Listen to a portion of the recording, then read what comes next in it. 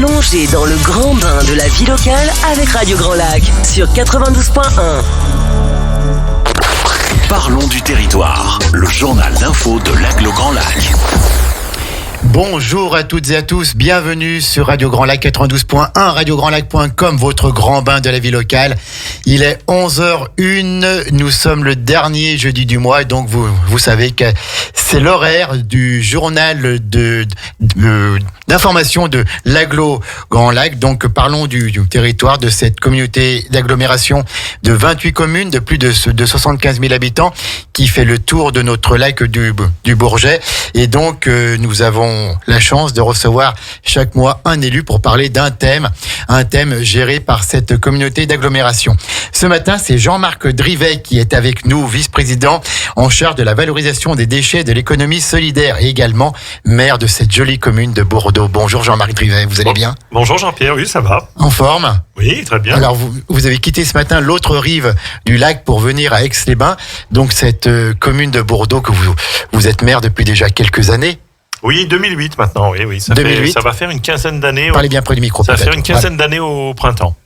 Une quinzaine d'années au printemps. Alors, présentez-nous un petit peu cette commune de Bourdeau. On passe quand on sort du tunnel du Chat. On n'est pas au Bourget du lac, mais on est à Bourdeau. C'est une petite commune qui est en dessous, qui est au bord du lac, qui est préservée encore, qui est très belle. Présentez-nous un petit peu cette commune de Bourdeau. Alors oui, effectivement, quand on sort du tunnel du Chat, c'est le spot que l'on découvre quand on sort, avec la vue sur Bourdeau et ensuite la vue sur le lac du Bourget et Aix-les-Bains. Oui, Bourdeau, c'est aujourd'hui 575 habitants, à peu près 350 foyers. Voilà, c'est une commune qui est, je dirais, en parallèle de la route départementale qui rejoint le Bourget, donc on est un peu préservé de certains flux de circulation, malgré tout, c'est appréciable. Il faut quitter la route justement pour aller dans votre chef-lieu, dans votre centre-bourg. Hein. Tout à fait, voilà, il y a un giratoire qui a été fait par le département il y a quelques années et voilà, il faut quitter ce giratoire sur la partie gauche quand on sort du tunnel pour descendre sur Bourdeau. Alors, qu'est-ce qu'il y a de beau à voir, mis à part le lac, qu'est-ce qu'il y a de bien à faire, patrimoine, richesse culturelle et tout Sur Bourdeau, en termes de patrimoine, on a un four banal, on a l'église, on a une ancienne école mairie qui est un joli bâtiment, on a le petit port, bien sûr. Le petit port qui a été un des premiers projets il y a quelques années par Michel Barnier dans justement le projet Grand Lac. Ça date un peu, mais c'était déjà Grand Lac à l'époque. Donc le petit port de Bourdeau, on a pas mal de balades au niveau sentier qui rejoignent la Bidaut de Combe par exemple. On rejoint à partir de Bourdeau. On peut aussi monter, rejoindre le Bourget du Lac par des chemins de Pierre Nioul par exemple. Voilà, toutes ces balades que l'on peut faire. On a aussi la voie cyclable qui désormais va passer par Bourdeau lorsque l'on arrive d'Aix-les-Bains via le Villiers du Lac, le site des Motets, Bourget, et on remonte sur Bourdeau et ensuite on retrouvera le tunnel pour passer de l'autre côté. Donc un joli village au bord du lac, en face à Aix-les-Bains. Et puis vous avez un château aussi, le fameux château de Bourdeau. Exactement, on a le château de Bourdeau qui est privé, qui est privé, qui a toujours été privé.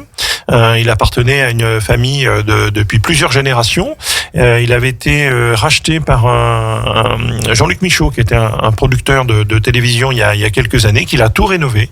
Ça a été quand même c'est très beau dedans. Un bel investissement. Je crois que ça, on pourra jamais, je dirais, le remercier pour ça, parce que à un moment donné, quand au niveau de certains montants qu'il faut pour les châteaux, les collectivités ne peuvent plus y aller. Bien sûr. Donc on a apprécié qu'il fasse ça. Il en a fait un hôtel-restaurant qui a été racheté donc il y a quelques années maintenant par un autre privé, donc Guerlain Chichéry. Et puis maintenant il y a un peu une réflexion par rapport à son devenir, mais en tout cas d'un point de vue extérieur, à la fois du bâti et de l'environnement, il y a eu un gros travail qui a été fait. Alors merci beaucoup. Donc Bourdeau fait partie de la communauté d'agglomération Grand Lac. Donc vous êtes vice-président de cet agglo et vous êtes vice-président en charge de la valorisation des déchets de l'économie circulaire. Alors on va parler ce matin d'un problème un peu récurrent pour les collectivités locales et pour les familles, qui peut parfois déchaîner un petit peu les passions. Ce sont les déchets ménagers, tous les déchets que l'on produit et notamment le coût de ces déchets, le coût de la valorisation, le coût du traitement. Et avant, peut-être en préambule, expliquer les nouvelles consignes du tri sélectif sur notre territoire depuis le 1er janvier. Parce que voilà, alors il y a le verre, il y a le plastique, il y a tel plastique, une boîte de conserve, où est-ce qu'on la met? Moi je me rappelle encore avant, il y avait le verre de couleur, il y avait le verre blanc qui n'allait pas dans le même bac. Maintenant il y a les conteneurs semi-enterrés. Bon, il y a plein de choses à nous dire. Ces nouvelles consignes depuis le 1er janvier, c'est quoi? Alors, l'évolution des consignes sur le 1er janvier, c'est-à-dire qu'aujourd'hui, tous les emballages plastiques se trient. Voilà. La phrase simple, et là, c'est tous les emballages plastiques se trient. Avant, c'était pas comme ça, donc. Avant, c'était pas comme ça. Avant, on avait certains emballages plastiques. On retenait la bouteille en plastique transparente, voire un petit peu foncée, voilà. Mais aujourd'hui, c'est tous les emballages plastiques se trient. Donc la première question lorsqu'on a un emballage et que l'on a, c'est s'il est en plastique, on sait forcément si c'est un emballage qu'il se trie. Donc ça c'est super simple et ça c'est une super bonne chose. On parlait des conteneurs semi-enterrés. Effectivement maintenant lorsqu'on met en place là, on a les 3 flux. C'est-à-dire on a le flux du verre. Donc là on se pose pas de questions, tous les verres se trient et ensemble. Et on a encore du verre à aller chercher. Il faut savoir qu'il y a encore du verre à collecter. Si j'en profite, il y a peut-être juste un point que souvent nos habitants se posent la question, c'est lorsque vous avez un verre cassé, un verre à boire. Oui. Et ça non, voilà, ça non, ça se fait pas. C'est la composition, je pense, de cet objet qui passe pas. Donc ça va dans l'enfouissement, d'accord. Donc le verre. Donc je vous coupe, Jean-Marc Drivet. Donc si j'ai un verre cassé chez moi, je ne le mets pas au tri, je le mets où alors? Déchetterie. Il peut être mis en déchetterie. Pas dans les ordures ménagères, on est bien d'accord. Si on peut éviter les ordures ménagères, c'est mieux. Voilà. Donc c'est la déchetterie qui est gratuite pour tous nos habitants. Donc la déchetterie. Après, en deuxième flux, donc on a le flux des emballages. Donc là, encore une fois, on se pose la question si c'est bien un emballage. Souvent on me dit mais tous les plastiques se trient. Alors non. Tous les emballages plastiques se trient.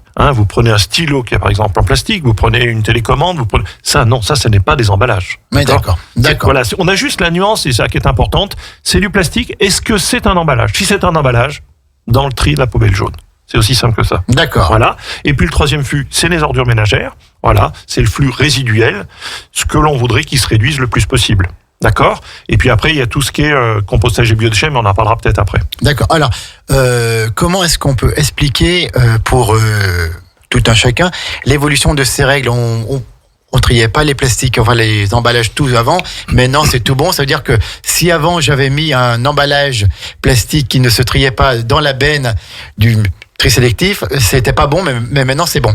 Voilà, tout à fait. Alors avant, il était considéré ce qu'on appelait comme un refus de tri. C'est là ce que vous allez nos véhicules lorsqu'ils les collectent, parce que souvent on nous dit après où vont nos objets qui sont triés. Donc le verre est traité par une filiale, nous en direct au niveau de Grand Lac, et ensuite ça part, je dirais en France sur un repreneur. Tout ce qui est tri, on a le centre de tri de Chambéry. Donc centre de tri de Chambéry qui date déjà depuis un certain nombre d'années, donc est relativement ancien, donc qui n'était pas en capacité de trier donc ces nouveaux plastiques. Donc là, avant, effectivement, on avait les plastiques qui étaient valorisés, qui partaient d'un côté, et les autres partaient ce qu'on appelle en refus de tri. Donc un truc repartait ensuite à l'incinération. Alors certes, était valorisé d'un point de vue énergétique, puisque je vous rappelle que nous avons la chance d'avoir une usine d'incinération qui valorise, je dirais, ce que l'on brûle en électricité et en chaleur. Mais voilà, donc ça partait en refus de tri. Aujourd'hui, donc le centre de tri, on l'a fait évoluer un petit peu pour accueillir ces nouveaux plastiques. Donc là, on a 2 flux. On a toujours nos flux valorisables, c'est-à-dire les PET clairs, c'est ce qu'on appelle, pour être très technique, c'est les bouteilles en plastique transparentes, pour faire simple.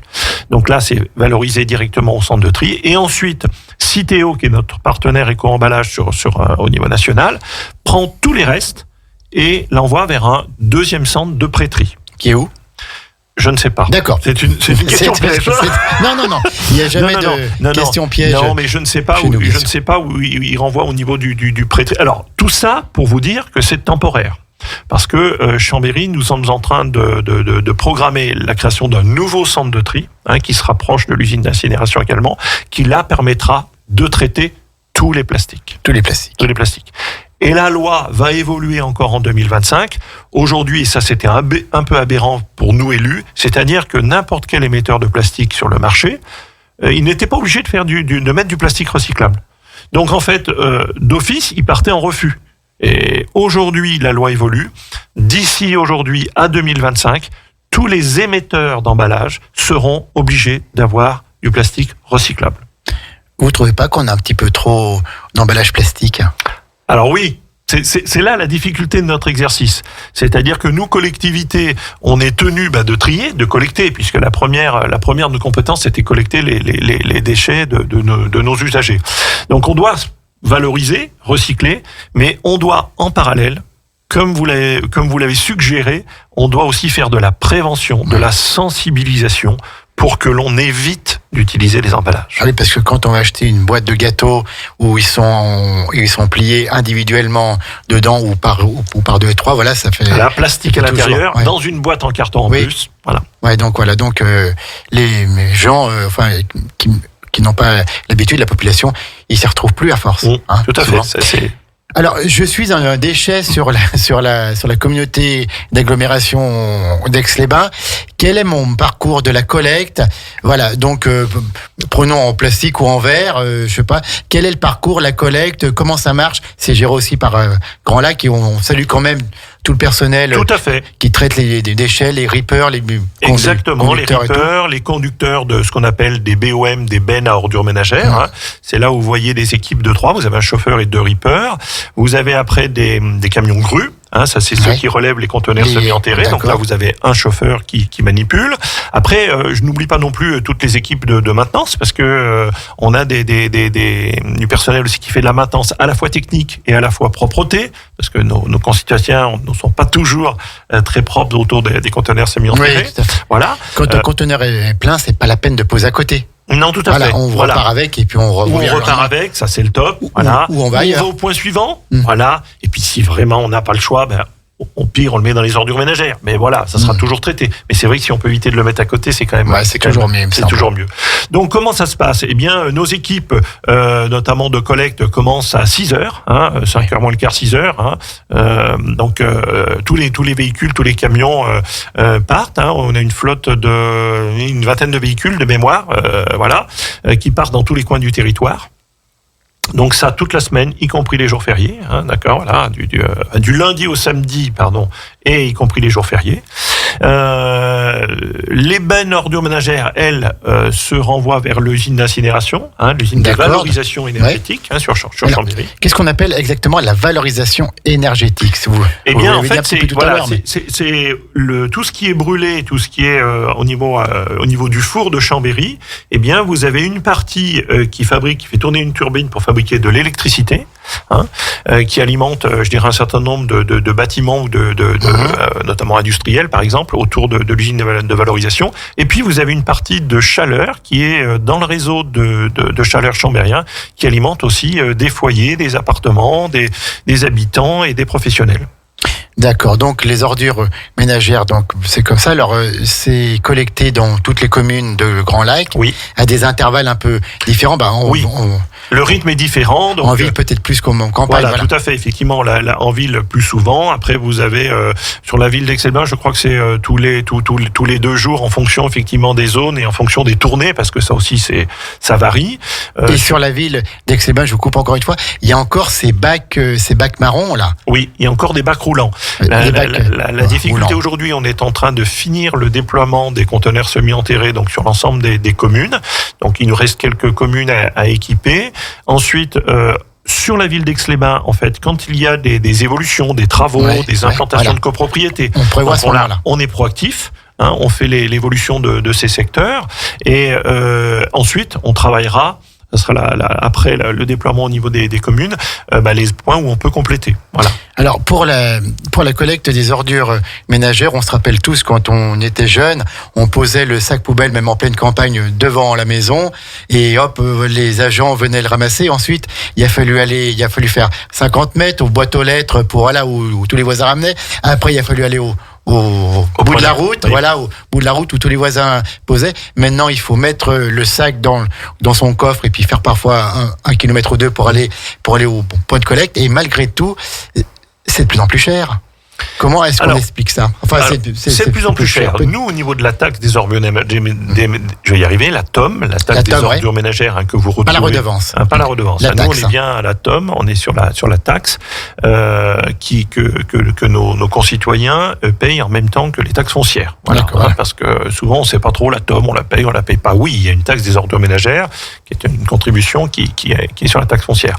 Depuis, je dirais 2008, donc ça fait déjà quelques années, la taxe des ordures ménagères n'a pas bougé. D'accord, voilà. Ça, il faut bien le dire, c'est important, la taxe n'a pas bougé en fonction de toutes les actions que l'on mène, et notamment l'évolution des conteneurs semi-enterrés, ça a tout des coûts, des choses comme ça. Eh bien, aujourd'hui, on arrive à équilibrer, à tenir un budget pour notre agglomération et nos concitoyens. Donc, oui. Vous parliez effectivement un peu de l'éloignement. C'est effectivement le point faible par rapport à ça. On a perdu un peu de proximité, mais c'est aussi le prix économique également. Il faut pas se le cacher, parce que on paye tous. C'est une taxe. Et puis aussi, je dirais une amélioration quand même du service en termes de tri et de valorisation. C'est le choix qu'on a fait. Voilà. Ou des élus précédents, puisque bien sûr. Là, c'était le choix. Certaines communes ou agglos font de mettre un certain nombre de bacs tous devant chacun de sa maison, mais c'est pas le cas que l'on a fait à notre niveau, quoi. D'accord, donc voilà, ce sont des points d'apport volontaire. Ramassage, et on amène là, et c'est vrai que ces containers, c'est comme mieux que les bacs roulants, c'est plus propre. Voilà, tout à fait. Parce que les bacs roulants, c'est moins beau. C'est moins beau, voilà. Même si des fois on me dit les containers semi-enterrés, c'est moche, c'est imposant. Après, tout est relatif. Nous, c'est subjectif, la beauté, voilà. Mais après, on essaie de les avoir. Il y a des déchets aussi, donc voilà, il faut. Exactement, il faut les traiter. Il faut assumer que ce sont nos déchets. C'est ça que je dis parfois à nos concitoyens. Moi, quand il y en a un qui me dit, alors, vous savez, les conteneurs semi-enterrés, parfois on me dit, c'est trop près. C'est moche, c'est trop près, je veux ça. Et puis après on me dit, non, c'est trop loin parce que c'est trop loin pour y importer. Bon, d'accord. Voilà, c'est pas facile. C'est pas facile. Donc, une collecte qui se déroule bien sur tout le territoire quand même, une valorisation des déchets après. Est-ce qu'on produit oui, il y a l'augmentation de la population, mais est-ce qu'on produit de plus en plus de déchets sur notre territoire? Et si oui, lesquels? Alors nous, on est plutôt à la baisse. D'accord. On est plutôt à la baisse, c'est plutôt faible, mais disons qu'on arrive à absorber déjà l'augmentation de population. Ça c'est pas négligeable. Mais c'est on va dire une légère baisse. Après, ce que l'on souhaite, c'est vraiment qu'il y ait une évolution, c'est-à-dire qu'on parlait du tri, on va peut-être parler des biodéchets. L'idée, c'est que l'ordure ménagère diminue. Vous voyez, le traitement, puisque c'est même si on le valorise au niveau énergétique et au niveau énergétique, puisque chaleur et électricité, on sait que dans une poubelle à ordures ménagères aujourd'hui, puisqu'on a fait ce qu'on appelle des caractérisations sur notre agglomération. Qu'est-ce qu'une caractérisation? En fait, on prend un camion d'ordures ménagères, on fait des prélèvements à l'intérieur, et ça permet de caractériser et d'avoir le détail de la composition de notre poubelle. D'accord. Qu'est-ce que ça permet? De se rendre compte qu'aujourd'hui, si on prend une base 100 par exemple, on sait qu'on peut aller encore chercher 5% de verre. Vous voyez, le verre qui est recyclable à l'infini, on peut aller encore chercher 5%. On sait que en tri plastique, par exemple en emballage, on peut enlever encore 20%. D'accord, 20% des emballages plastiques, on pourrait encore les sortir de notre poubelle classique. Pour les biodéchets, qui est une nouveauté qui évolue, c'est 35%. C'est 35%. On va en parler tout de suite après là. Voilà. Une poubelle d'ordures ménagères, il y a quoi dedans? Qu'est-ce qu'il faut ne pas mettre? Alors le verre, ok, d'accord, le plastique, ce qui vaut au tri, mais parfois ça peut être subtil. Ce qu'il faut plus mettre dans son ordure ménagère, le verre. On devrait plus le mettre. Plus personne devrait le mettre. Le verre, si on se souvient, vous vous rappelez, c'était avec un partenariat avec la Ligue contre le cancer. À l'époque, ça date de très très très longtemps. Moi, quand j'ai pris la compétence, la compétence valorisation des déchets, j'étais encore surpris qu'on avait encore du travail à faire vis-à-vis du verre. Le verre, il est recyclable à l'infini, donc c'est vraiment une opportunité. On ne devrait plus avoir de verre du tout à l'intérieur. Voilà. Les emballages plastiques, c'est 20%. Donc ça aussi, ça peut, on peut tout le sortir. Moi, à titre personnel, je vais vous dire moi j'ai la chance de pouvoir composter à domicile, donc j'enlève tout ce qui est déchets alimentaires, biodéchets. Depuis que j'enlève tout ce qui est plastique, la poubelle d'ordures ménagères, je la sors une fois tous les 15 jours. Voilà, tous les 15 jours. Bien sûr. Et ce que l'on peut mettre en face au niveau départemental, aujourd'hui, on a encore un gros travail. On n'arrive pas à traiter, nous, au niveau départemental, nos déchets du département. Puisque j'ai aussi, je dirais, l'honneur de pouvoir participer à la gestion des déchets au niveau de l'ensemble du département. Savoie Déchets, c'est ça ? Savoie Déchets, voilà, le syndicat de traitement. Il faut savoir que l'usine d'incinération aujourd'hui et de valorisation, elle a une capacité de 120 000 tonnes. 120 000 tonnes, alors... Ça, c'est l'arrêté préfectoral. Vous imaginez que les déchets, ils rentrent pas tous les jours au bon rythme et comme ça. Il y a aussi les arrêts techniques, donc on en traite à peu près 115 000 tonnes. On en produit au niveau du département 130 à 135 000 tonnes. Ouais. Voilà. Donc il y a 20 000 tonnes qui sont nos déchets. Moi, je l'assume, qui sont nos déchets au niveau départemental. De toute façon, voilà, l'agglo, on en est une des grosses agglés au niveau du département. Donc les 20 000 tonnes, qu'est-ce qu'ils font ? Eh bien, on essaye de les envoyer vers des autres usines de valorisation. Ça c'est le mieux qu'on puisse faire. Et puis encore un reliquat qui à un moment, peut-être qu'on l'envoie en enfouissement. Ça, on ne veut plus le faire. On ne veut plus le faire. La région ne veut plus le faire non plus. Donc, tout ce qu'on pourra sortir de notre poubelle des ordures ménagères, ça sera mieux pour notre environnement et notre collectivité aussi. Parce que quand on sort du département de l'usine de valorisation, se rajoute au coût de traitement le coût de transport, bien évidemment. Bien sûr. Je vais pas vous faire un dessin que le coût de transport, il est pas en train de diminuer. Et le déchet qui coûte le moins cher, c'est celui qui n'est pas produit. Voilà, tout à fait. Alors ça, c'est ce qu'on dit. Toujours en direct avec Jean-Marc Drivet, maire de Bourdeau, vice-président de Grand Lac à la valorisation des déchets et l'économie circulaire. On en parlera de l'économie circulaire, on va parler du compostage des biodéchets, bien sûr, mais on va marquer une courte pause musicale. J'ai mon ami Christian qui est à la technique et qui va nous lancer un titre comme il sait faire. On marque une courte pause, on revient tout de suite en direct, 92.1 radiograndlac.com. La radio de l'identité locale à Aix-les-Bains et autour du lac du Bourget, Radio Grand Lac sur 92.1. Parlons du territoire, le journal d'info de l'Aglo Grand Lac. De retour sur le 92.1 radiograndlac.com dans cette radio autrement, dans ce grand bain de la vie locale, dans cette radio de l'identité locale, cette radio de territoire, cette radio locale, ce média local que l'on est vraiment heureux d'animer avec vous et pour vous chaque jour, d'être au service de ce territoire, des collectivités qui le forment, des acteurs qui le font vivre et des familles qui y vivent.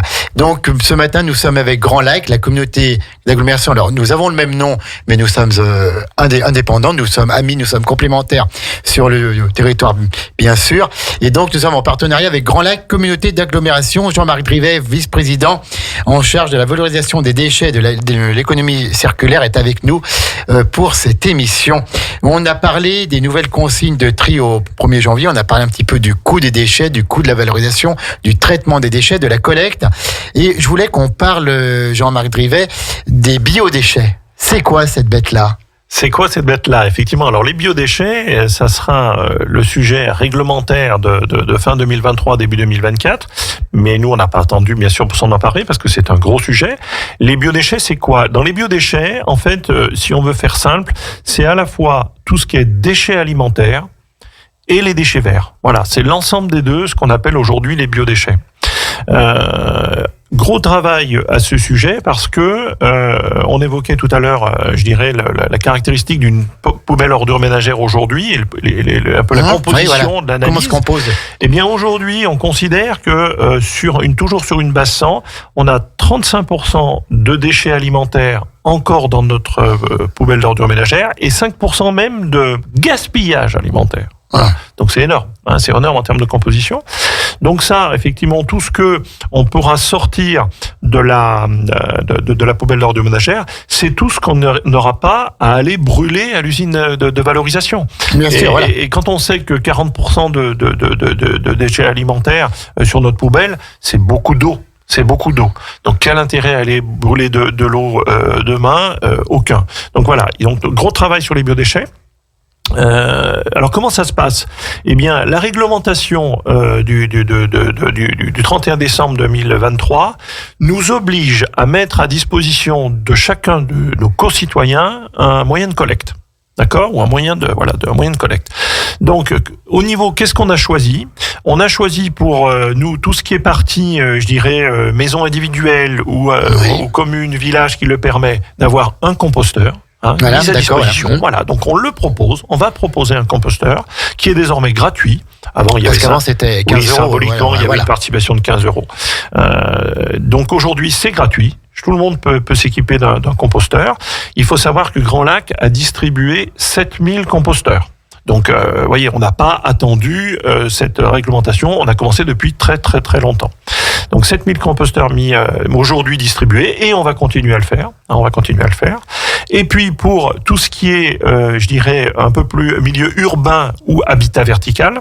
Donc là, c'est forcément un petit peu plus compliqué de mettre un composteur dans l'appartement ou sur le balcon. Voilà. Donc là, on va mettre ce qu'on appelle en place des abri-bacs, c'est-à-dire que vous allez avoir un point d'apport. Alors, il n'y en aura pas autant que les conteneurs semi-enterrés. Il y aura un abri-bac sur lequel, à l'intérieur, vous avez un bac spécifique pour les biodéchets. On remet aux habitants qui sont concernés donc par ce type de collecte un bioseau avec des sacs Kraft carton. On a choisi des sacs en papier, plus que le plastique, parce que même si les plastiques certains sont biodégradables, compostables, ça reste toujours des micro-particules, donc si on peut éviter. Donc on remet à nos habitants qui sont concernés, un bioseau et un sac papier, et une fois par semaine ou 2 fois par semaine, en fonction de leur quotidien, de leur usage, ils vont déposer sur cet abri-bac. Voilà. Nous, derrière, on va collecter ces abri-bacs, un certain nombre de communes, donc c'est tout récent. On a démarré à l'automne, donc dans un certain nombre de communes. Donc à l'automne, c'était Albins, Grésy-sur-Aix, La Biole, donc c'était les 3 premières communes. Fin de l'année, Drumetas-Clarafond, Méry-Mouxy. Voilà, on est en train de déployer sur Brison et on aura d'autres communes, Tresserre, Viviers au mois de mai, l'automne, le Bourget-du-Lac, Bourdeaux, et on terminera par la ville d'Aix-les-Bains qui demande beaucoup plus de travail, vous l'imaginez, et voilà. Donc comment on a procédé ? On a en amont de tous ces déploiements, on a choisi de faire un porte-à-porte vis-à-vis de nos habitants. On est allé toquer chez chacun d'entre eux. On a eu à peu près 65%, un peu plus de 65% de contacts, donc ça c'est pas mal, c'est une bonne chose. Et là on a pu donc réexpliquer d'une part les nouvelles consignes de tri, sensibiliser sur le compostage, sur la valorisation des déchets alimentaires ou de déchets verts, puisque lorsque vous compostez, en fait, c'est pas que les biodéchets. Enfin, c'est les biodéchets, mais je le redis, c'est les déchets verts et déchets alimentaires. Donc les déchets verts, la pelouse, exactement. Tout ça, quoi. Voilà, la pelouse, les feuilles, les broyats, voilà. Et c'est ce qu'il faut. Si on rentre dans le technique du compostage, parce que je commence à connaître un petit peu. Il maîtrise maintenant. Eh bien, pour avoir un bon compost, il faut que vous ayez quasiment autant de déchets alimentaires que de déchets verts. Alors, comment ça marche un compost ? On met tout dedans et puis ça...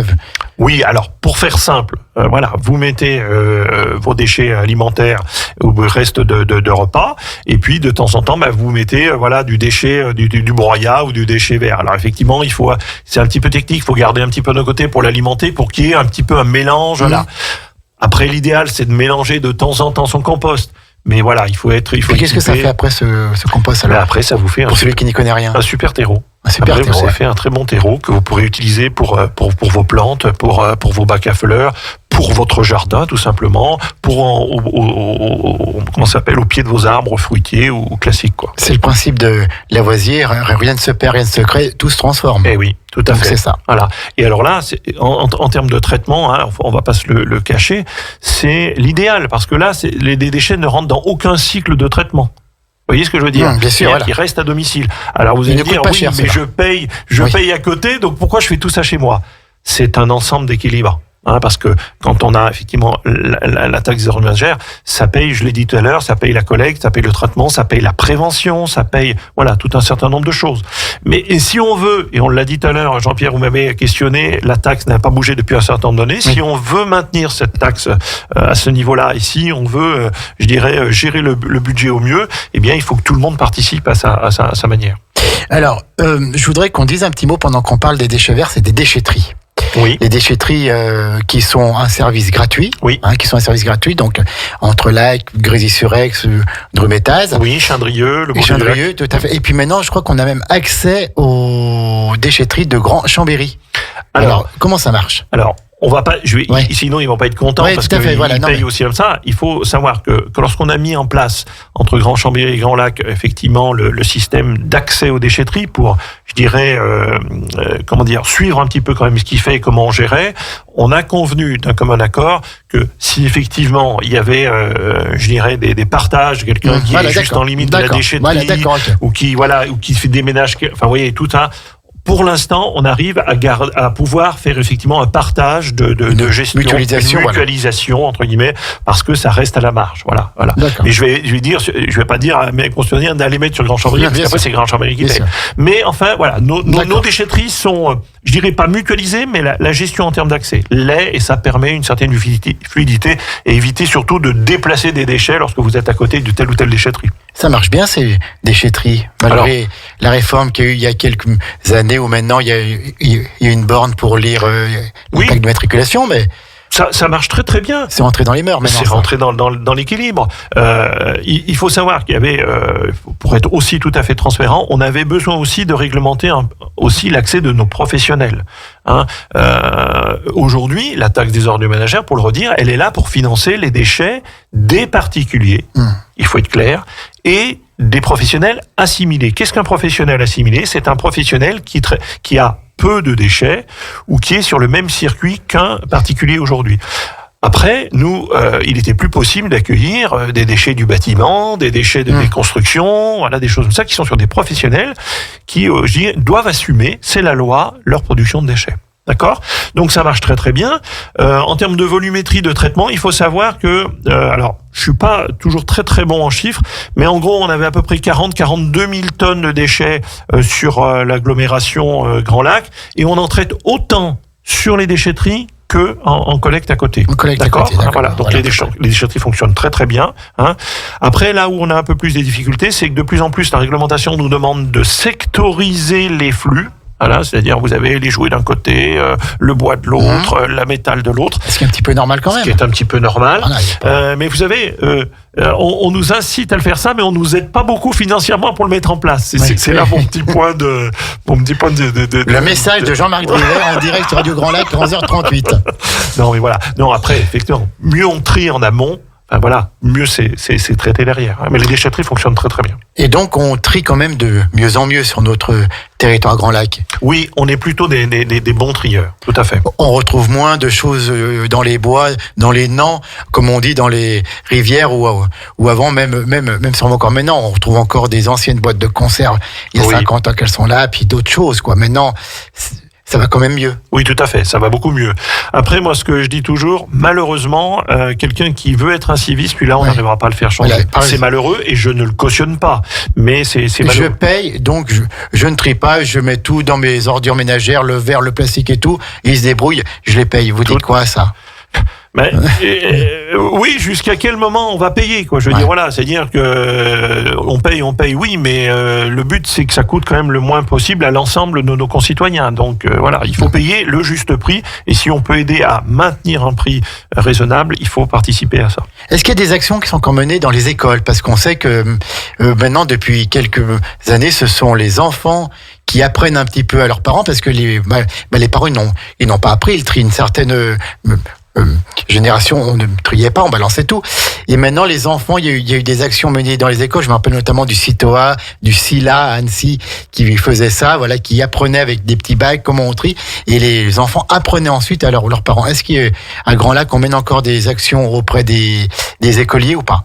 Oui, tout à fait. Ça me permet de rebondir d'ailleurs parce que nous avons une équipe dédiée, ce qu'on appelle nos messagers du tri. On évoquait tout à l'heure toute l'équipe, vous savez, de collecte, les camions, les chauffeurs, comme ça, mais on a aussi toute une équipe administrative, toute une équipe aussi de communication, de gestion de la déchetterie, et je voudrais pas aussi les oublier, et notamment les messagers du tri, qui sont une équipe qui sont au nombre de 4 et qui interviennent dans les écoles très régulièrement à la demande soit des chefs d'établissement, soit des principales des collèges, voilà. Donc on a toute cette équipe qui est sensibilisée. On a des cycles, c'est-à-dire qu'on intervient plusieurs fois au niveau des écoles pour sensibiliser, pour bien insister. On parlait du gaspillage alimentaire tout à l'heure, et bien évidemment sur le tri aussi. Et comme vous l'avez dit, c'est souvent les enfants qui rappellent parfois les parents par rapport à ça. Bien sûr. Donc vous êtes plutôt optimiste pour l'avenir du service et du traitement, de la valorisation et de la collecte des déchets sur notre territoire. Oui, je suis optimiste. C'est un service, moi, que je suis très heureux d'accompagner. C'est une très bonne équipe. Moi, je suis très très très fier et de toute l'équipe parce que ils sont tous dévoués à la collectivité, à nos concitoyens et à une compétence qui est très importante d'un point de vue environnemental aussi. Donc oui, moi je suis plutôt optimiste là-dessus. Mais on sait que c'est un travail qu'il faut toujours maintenir parce que on se relâche très vite. Et puis, ça me permet aussi de compléter parce que souvent on a nos concitoyens qui nous disent oui, mais ça va où finalement? C'est tout remélangé une fois que c'est collecté. Non, je l'ai dit, il y a un centre de tri, un centre de valorisation. Et un point aussi important, alors on n'arrive pas à tout à trier en France. Il faut pas se le cacher. Hein. Le verre est trié en France, le papier est trié en France, dans les Vosges, et tout ce qui est plastique, lui, alors au-delà du centre de tri que je sais plus où Citeo l'a mis en place, mais en tout cas tout ce qui est plastique après retraitement, c'est en Europe. Voilà, on est sur l'Espagne, on reste sur le domaine européen, donc voilà, on a aussi cette garant en termes d'environnement, quoi.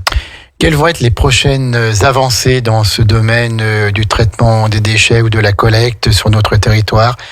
Ou les prochaines règles qui vont intervenir, les améliorations peut-être. Le gros point, je l'ai dit tout à l'heure, c'est le nouveau centre de tri qui sera mis en place en 2025. L'entreprise a été retenue et vraiment c'est tout frais. Donc la mise en œuvre va se faire dans les 2023, 2024 et 2025 avec un centre de tri dernière génération. Donc ça serait vraiment un gros point. L'évolution, on a parlé tout à l'heure des biodéchets et du compostage particulier. Mais ce que l'on collecte, je ne l'ai pas dit, mais ça, c'est la grosse évaluation. Il va falloir le traiter parce que nous, ce qu'on ne traite pas dans le jardin, il faudra le traiter, nous, au niveau compostage. Donc, on a un site actuellement. Alors, on avait fait un site pilote qui était sur Drumetas-Clarafond, en partenariat avec l'entreprise Millet et Yannick Benedetto, qui était en mission avec France Active, qui est une association qui accompagne les porteurs de projets. Donc là, on avait un projet pilote sur lequel on collectait la partie de certains restaurants, de certains établissements scolaires ou maisons de retraite. Donc là, c'était pour justement anticiper le traitement demain. Donc là, le projet pilote s'est arrêté. Il est maintenant en phase, je dirais, de développement sur le site de Champlat. À Chambéry. Donc là, en partenariat avec Grand Chambéry, puisque c'est eux qui sont propriétaires du terrain. Mais surtout avec l'impulsion de Savoie Déchets, parce que finalement, la compétence traitement, c'est Savoie Déchets. Qui préside Savoie Déchets maintenant? Marie Bénévise, qui est là, qui est mon homologue en fait sur la valorisation des déchets sur Grand Chambéry. Et c'est elle qui préside. Lionel Mithieu. Lionel Mithieu, tout à fait. Lionel Mithieu qu'on salue, qui était président pendant de nombreuses années. Donc aujourd'hui, c'est les développements de sites de compostage. Parce que l'idée aussi, c'est pas de composter dans un point de la Savoie, hein, c'est de démultiplier certains sites de compostage. Là, on a d'ailleurs des déchets verts. Hein. J'étais en Maurienne il y a quelques semaines où ils ont lancé un site de collecte des déchets verts. Donc, on va les accompagner pour collecter, je dirais, les biodéchets et les biodéchets pour faire ensuite du compostage. Donc ça sera un des gros sujets au niveau local. Jean-Marc Drivet, on arrive au terme de cette émission bientôt. Juste une petite question, puis avant, je voudrais qu'on prenne le point dont on a parlé au début, les nouvelles consignes de tri depuis le 1er janvier. En 2 mots, redites-nous clairement quelles sont ces consignes de tri sur le territoire Grand Lac au 1er janvier. Donc en 2 mots, effectivement, c'est tous les emballages, j'ai bien dit tous les emballages plastiques se trient et vont désormais dans la poubelle jaune. Il n'y a pas besoin de les laver, il n'y a pas besoin il faut simplement les séparer, c'est-à-dire vous séparez le carton à la brique du sac plastique ou voilà. Le carton, je le mets où lui alors? Alors non, quand je dis il faut les séparer, c'est-à-dire que lorsqu'on met qu'on n'empile pas la boîte de conserve dans la boîte de plastique dans le ça. D'accord. on met ensemble tous les emballages, se trient, dans le bac jaune. Ça, c'est simple. Par contre, il n'y a pas besoin de les laver. Il faut les vider quand même. Il faut éviter de laisser de grosses quantités lorsqu'il reste du manger ou des choses comme ça. Il faut les vider, les séparer, mais les mettre ensemble dans la poubelle jaune. D'accord, donc c'est très simple en fait. C'est très simple. On en parle, mais voilà. Grosse campagne de communication, pareil qu'on a fait au niveau départemental, qu'on en a fait sur toutes les communes, avec tous les bulletins communaux. On a fait un courrier à tous les habitants. Le président Renaud Beretti a co-signé avec moi un courrier à chacun de nos habitants pour lancer cette campagne. Vaste sujet que ces déchets ménagers, que ces déchets même de tri, vaste sujet que la collecte, que le traitement, que la valorisation, et on voit vraiment que ça évolue pour préserver une hausse des coûts et pour préserver aussi notre environnement et notre qualité de vie. Tout à fait. Maîtrise des coûts et maintien de notre qualité de notre environnement et de notre cadre de vie. Alors, Jean-Marc Drivet, on arrive à la dernière question qui est toujours la question un peu plus personnelle, la question RGL. Vous êtes maire de Bordeaux, on sait comme vous êtes attaché à cette commune. Vous êtes vice-président de Grand Lac, donc vous êtes très pris. Vous carburez à quoi? Quelles sont vos passions en dehors de vos mandats électifs? Et puis de votre travail aussi, Oui, tout à fait, je travaille. Vous travaillez dans une grande banque, Oui, je partage. Locale. Tous les matins, je suis effectivement dans mon emploi au niveau technicien bancaire, ce qui me permet de saluer aussi mon entreprise, qui nous permet aussi de partager, même si effectivement il y a une. On peut le citer, il n'y a pas de problème. C'est le Crédit Agricole des Savoies. Donc il y a effectivement une réglementation qui permet aux élus d'avoir certaines heures, mais il faut aussi pouvoir l'aménager, et ça c'est pas toujours facile. Donc tous les matins, je suis en mon emploi technicien bancaire, et puis l'après-midi, je partage entre l'agglomération, entre ma commune, entre le département aussi pour tout ce qui est Savoie Déchets. Écoutez, quelles sont vos passions à côté de ça? Les passions, je fais un peu de marche, un peu le cinéma, c'est vrai que c'est déjà pas mal pris, et puis bien sûr la famille, c'est ça qui est important, de bien respecter la vie familiale, simplement de partager des moments avec les uns les autres, Tout à fait, vous faites ça avec le cœur aussi. Merci Jean-Marc Drivet pour votre venue dans cette émission Parlons du territoire. La prochaine sera le 23 février, c'est toujours le dernier jeudi du mois 11h. On verra quel sera le vice-président ou l'élu ou le technicien qui viendra ici pour parler. Merci à toutes et à tous. À midi, vous avez Maxime avec le Flash Info national local et puis la météo. Et puis après, c'est votre playlist que vous adorez. Vous nous en parlez tous les jours de cette playlist de Radio Grand Lac. Et vous avez bien raison. Merci encore à Jean-Marc Drivet, merci à Grand Lac et à bientôt sur les ondes du 92.radiograndlac.com. Puis un grand merci bien sûr à Christian qui aura son émission demain soir, La Note Bleue, de 19h à 20h30.